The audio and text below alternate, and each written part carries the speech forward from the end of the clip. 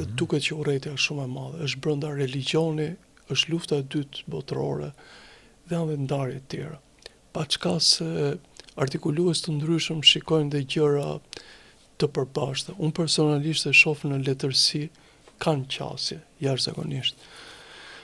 Por neve jemi të vetëm.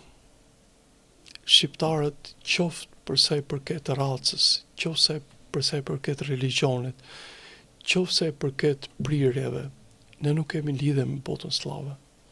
Dhe unë besoj që do jemi gjithmonë të rrezikuar, se ne jemi si një enklav në këtë botë ku slavët kanë ardhur, kanë zënë vend, kanë bërë jo thjesht politikat e tyre, por kanë ndërtuar mbijetesën e tyre. Ne nuk shkojmë mirë dhe me Greqinë. A mendon që bota shqiptare mas 90-s dhe mas shtirimit Kosovës nuk diti të ndërtoj një strategji për një rrugë të gjatë si komp në Ballkan? Që vim ke ajo që sa për aty që jemi në rrezik akoma? Zot Demalia, ne kemi pasur mbas viteve 90. Se patëm një moment mirë. Patjetër. Mbas viteve 90, ne kemi pasur pak ideolog. Ka qenë deri diku Zoti Rugova, por për shkak të problematikave të tij, për shkak edhe të konfuzionit të tij, vitet e fundit të Rugovës kanë qenë katastrofike. Pa çka sot është ngritur një mit nga pjesa që nuk e njeh historinë e Kosovës. Rugova në fund ka qenë katastrofik. Ka qenë një personazh shumë interesant që serbët e vranë, Ukshin Hoti.